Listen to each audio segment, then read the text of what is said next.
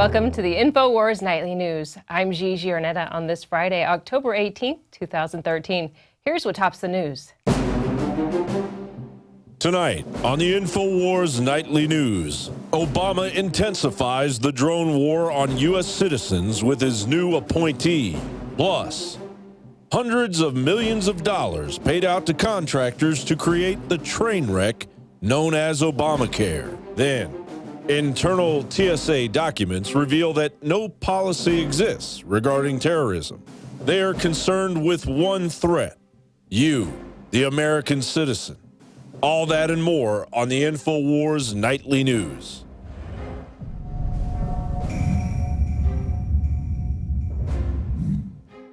House panel questions firms that put together the troubled train wreck Obamacare. A House committee is probing the widespread technical problems with the launch of the Obamacare website, including the contractors that were paid hundreds of millions of dollars to create it. The House Energy and Commerce Committee announced Thursday they have scheduled a hearing on the issue for October 24th and have asked Health and Human Services Secretary Kathleen Sebelius to attend to testify at the hearing. But, of course, she has not responded very favorably to that proposition. Much of the scrutiny is focused on the company that received the bulk of the taxpayer money to help create the website. That company is called CGI Federal, and it's a U.S. subsidiary of a Canadian firm, CGI Group. According to the company's own announcement, it secured a contract in late 2011 worth a total of $93.7 million with a base value of $55.7 million. The Canadian-based firm is the same one that was officially terminated in September 2012 by an Ontario government health agency after the firm missed 3 years of deadlines and failed to deliver the province's flagship online medical registry. You might have remembered me talking about them earlier this week. Of course, the trouble continues with them. Now, I have to ask, why would the United States government hire a company that was fired from Canada? It's almost like sloppy seconds. Anyway, the trouble keeps on with them. Now the data going into the machine seems to be corrupt. Oh yeah. Obamacare woes widen as insurers get wrong data. Insurers say the federal health care marketplace is generating flawed data that is straining their ability to handle even the trickle of enrollees who have gotten through so far. In a sign that technological problems extend further than the website traffic and software issues already identified. Emerging errors include duplicate enrollments, spouses reported as children, missing data fields, and suspect eligibility determinations, say executives at more than a dozen health plans. Blue Cross and Blue Shield of Nebraska said it had to hire temporary workers to contact new customers directly to resolve inaccuracies in submissions. Medical Mutual of Ohio said one customer had successfully signed up for 3 of its plans.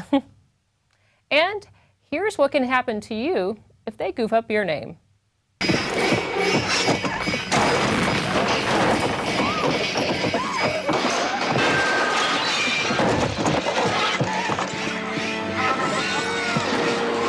That's it. Nothing to worry about. Right, it's Tuttle downstairs who can worry, eh?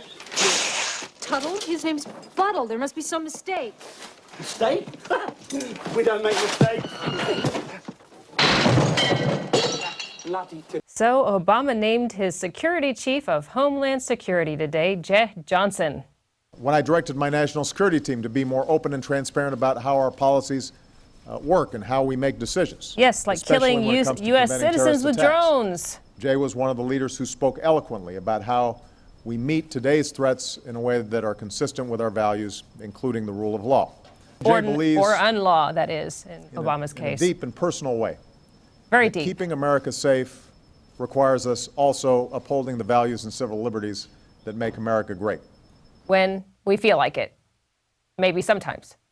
Except when we kill Americans with drones. Great addition to the team, Obama. Thank you very much. And it's interesting because Jeh Johnson was one of the major donors to the Democratic Party. He contributed more than $100,000 to the Democratic candidates and groups. During the 2008 presidential campaign, Johnson donated more than $33,000 to Obama's campaign. And an advisor to the Department of Homeland Security defends the Muslim Brotherhood. An advisor to the Department of Homeland Security has used his Twitter profile to defend the Muslim Brotherhood while accusing Egypt's persecuted Christian minority of inciting against Islam.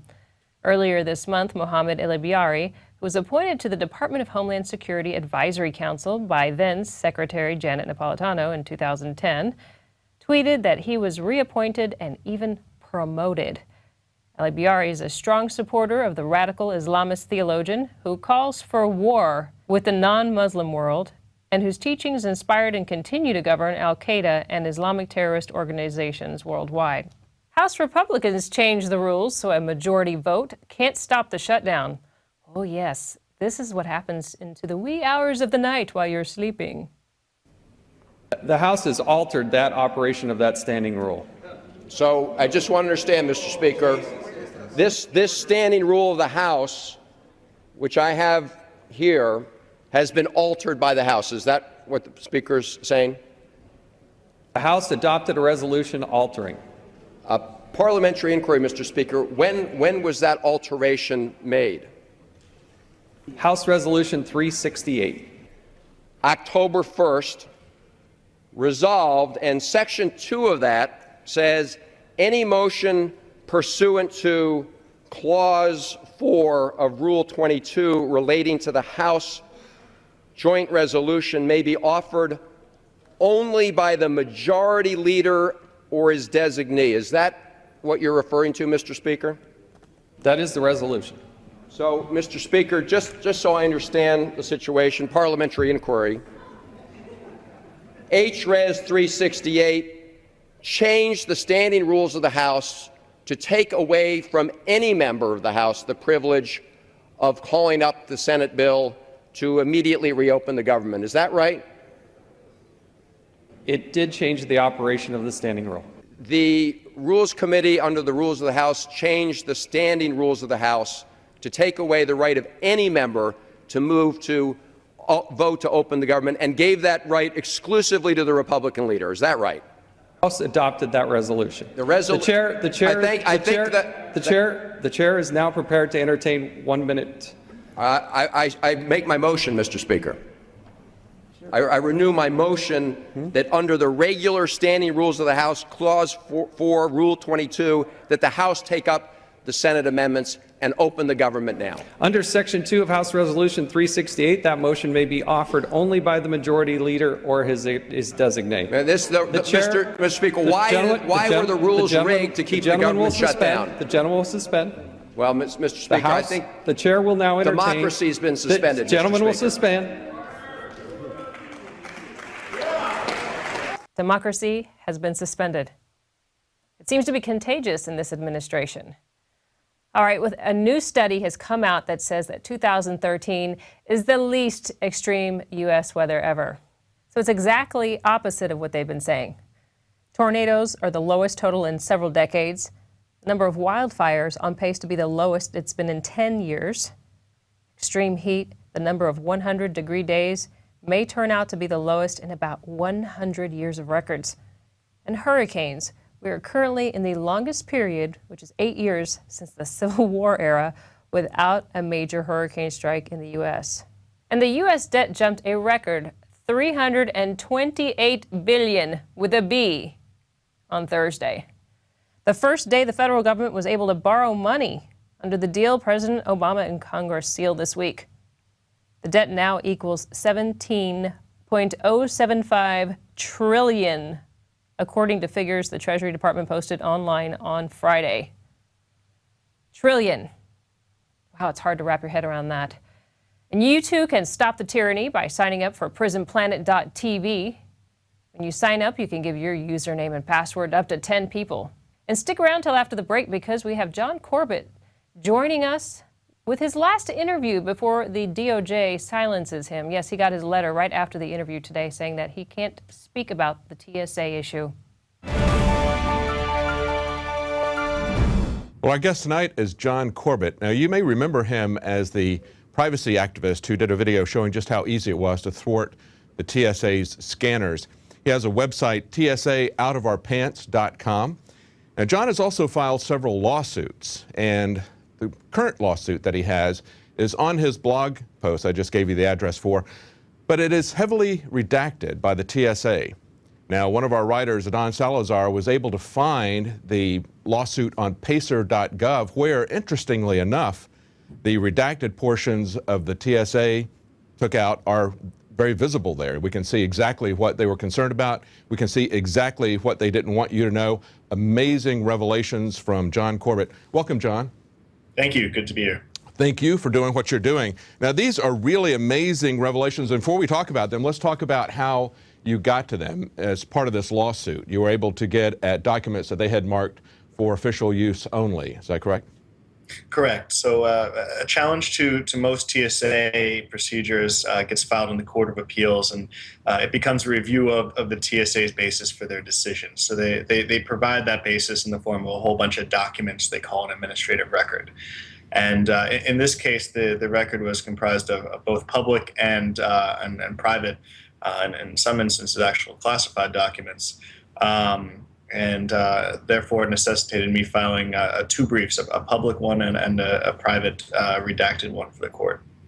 Now, as part of these documents that you got, you mentioned in your lawsuit what they did not redact was that these for official use only documents, there's 2 threat assessments that are 2 years and 5 years old.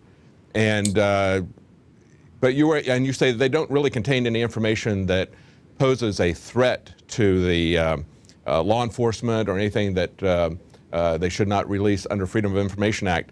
Tell us what you found when you looked at these documents that they want to keep secret. Correct. So those documents are labeled for official use only, which is an administrative classification, which means the TSA can just kind of mark it that way at will and basically try and hide from Freedom of Information Act requests and things like that just by marking documents this way. There's very little oversight, very little review, but in this case, the court did order that they turn over the documents for my review.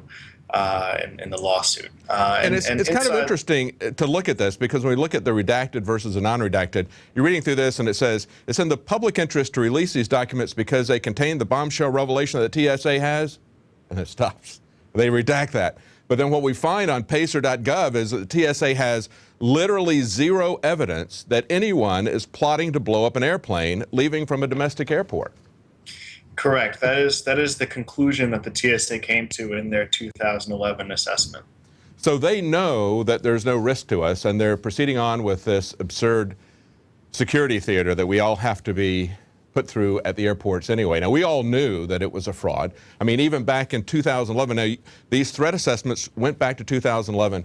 In 2011, that was a time that Representative John Mica out of Florida, who was the guy who created the TSA, he called it at that time his little bastard child. And at that time, he was talking about how he had looked at their failure rates, which they don't want anybody to know.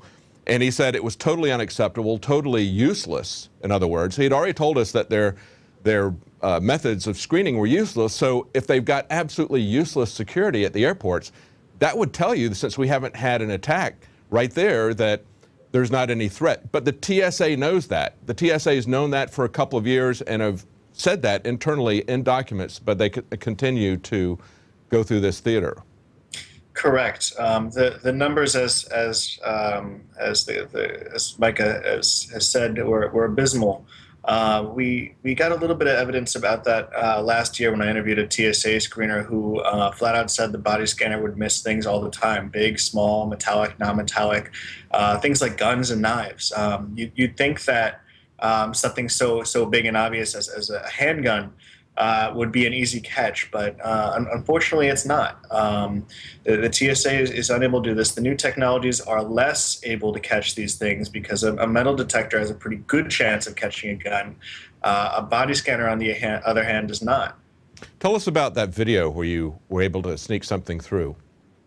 Sure. So I produced a video back a year and a half ago where I was able to exploit a vulnerability in the body scanners where they can't see objects of certain densities on certain parts of the body. So in particular, metallic objects on the side of the body cannot be detected. So think the ramifications of this are anything encased in metal placed on the side of the body can be taken through. A firearm that's all metallic simply strapped onto the side of the body with no other modifications can be taken through. And these were things that the TSA either knew or should have known during their testing. And these are things that the TSA and the public knew after I released it in March 2012. They're still not fixed. These vulnerabilities where anyone can take a gun through TSA body scanners are still in effect today. That's amazing. Now, one of the things that most of the stuff that they redacted were your summaries of what you had seen in these documents. But you've got one quote at least in here that says, as of, and this is a direct quote from the TSA's document, as of mid-2011, terrorist threat groups present in the homeland are not known to be actively plotting against civil aviation targets or airports. Instead, their focus is on fundraising, recruiting, and propagandizing. Kind of sounds like our own government. Their focus is on fundraising, recruiting, and propagandizing. But that's a direct quote from the TSA documents. Correct. And the big deal about this is that the TSA comes out in public, and especially in front of Congress, and says, look, we need to molest the people. We need to take these body scans showing their nude body in order to let them through, because otherwise the terrorists are going to blow planes out of the sky.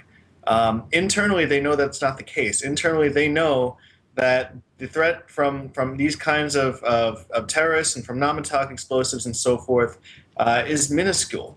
They weren't able to find any evidence that anyone in the country was plotting any such attack. So it is kind of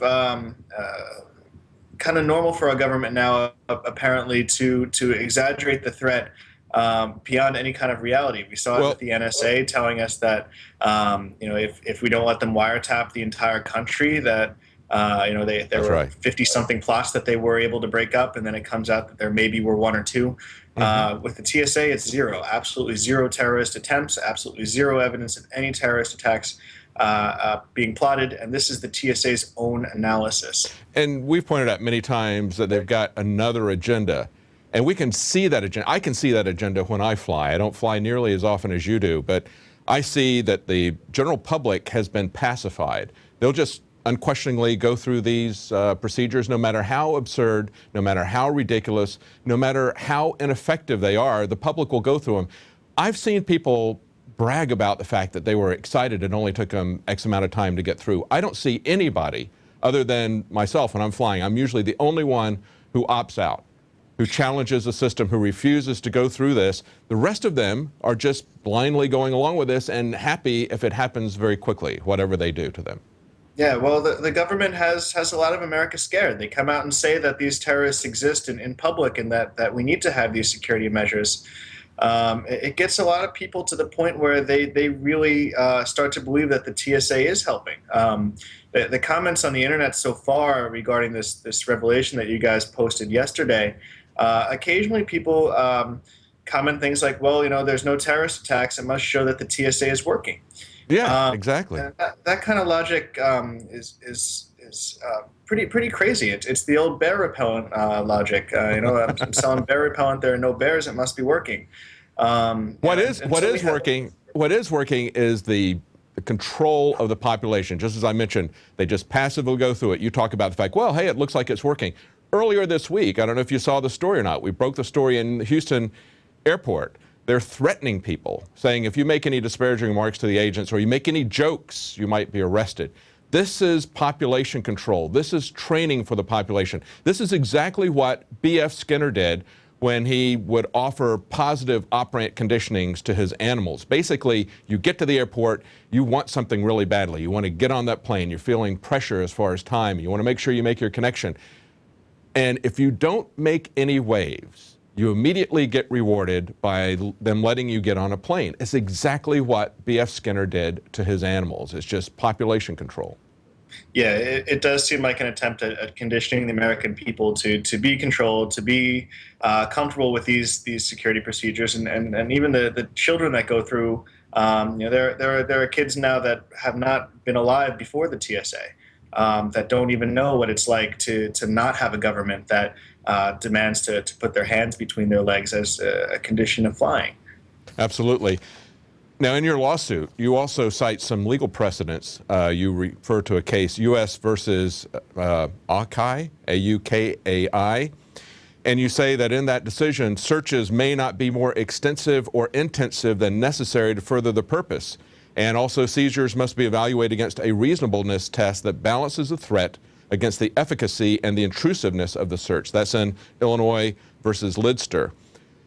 Correct. So we've got some clear legal... stands for the prospect that the government is demanding to search us without probable cause, without a warrant, and we call this, or they call this, an administrative search, and it's a narrow exception to the Fourth Amendment that the Supreme Court has carved out. But the exception is contingent on the TSA searching only for things that constitute a direct threat to aviation safety. So if the TSA begins to search for drugs or to search for child porn or to search for evidence of other kind of general criminality, they've broken that narrow exception and they're just conducting a warrantless search. Right. This applies here because these full body scanners are not calibrated to detect weapons or bombs. They're calibrated to show everything. And that's not a narrow search anymore. That's a search to find anything that they can possibly find. Yeah, it's a dragnet search. It's very much like what Snowden is complaining about, and it's great that people are seeing that, but people have become pacified about the TSA when this is an actual physical search of your person, not just looking into your computer. They're actually physically searching you, and we see all evidence that they're going to take this elsewhere because they are the Transportation Security Administration. It's not the Airport Security Administration. They're taking this already to the streets. They're looking to roll this out, and I'm sure that they're going to, if they don't stage a terrorist attack, they'll use a terrorist attack someplace to justify taking it to malls or to take it to streets. But I think going back to these legal issues, this shows the danger of our accepting the fact that the Supreme Court can carve out exceptions to the Fourth Amendment for people. Because once we take away the idea of reasonable searches, I believe that what the Fourth Amendment is saying is you can't do unreasonable searches, which means that you've got to have a reason for the search. They define in that second part of the Fourth Amendment, they say the reason for the search, you've got to go before a judge and you've got to be particular about what it is you're looking for, where you're going to look for it, who you're going to search. You've got to have a reason to conduct that search. And over again, we see that the modus operandi, the way the government is operating is just to do these dragnet searches on everyone with a presumption that everyone is their slave or everyone is a guilty terrorist. Correct. We've definitely seen the slippery slope, not just predicted it, but it's happening. Yes. These exceptions are carved out from the Fourth Amendment that kind of seem sort of reasonable at the time that they do it. Like 30 years ago when air piracy was a big deal, they said, all right, put some metal detectors in airports. And look at where that got us. That got us to literally have the government touching us, to have them putting in these high-tech nude body scanners that don't actually work, but are certainly quite invasive. And on the other side with the NSA and essentially taking in everyone's data and saying, well, we're not going to look at it. We're just going to keep it around in a locked box. So that's how we're getting around the Fourth Amendment. That's right. This slippery slope has to stop, or else it will end with no privacy at all. Well, thank you for your efforts. Tell us, we're about out of time. Tell us what happens at this point with your lawsuit. Where do we go from here? So at this point, the government gets a chance to respond. The U.S. attorney on the case is now unfurloughed, so we can expect maybe a timely response. That's right. He's been on vacation for 2 weeks, so. Yeah, a little bit of vacation in the U.S. attorney's office. And we'll go from there. So this is the last challenge to the constitutionality of the body scanners and the pat-downs. The other ones have either been dropped or dismissed. So this is our last chance to have a court actually look at what the TSA is doing and tell us if it's constitutional or not. Wow, that's just amazing. Amazingly sad that this is our last effort to do this. And amazing that people would stand for this. Like I said, this is worse than what's going on with the NSA because they're actually invading your body, not just your information. In my opinion, it's even worse. But thank you so much, John, for your efforts on this. We'll be following this very closely. Thank you. Take care. Thank you. Bye-bye. Well, that's an amazing story. I mentioned B.F. Skinner because his most important work is Beyond Freedom and Dignity. If they can rob you of your dignity, it's very easy for them to rob you of your freedom. They're connected. You have dignity and freedom that is inherent as being a person, a human being. Well, that's it for tonight. We'll be back on weeknights at 7 Central, 8 p.m. Eastern.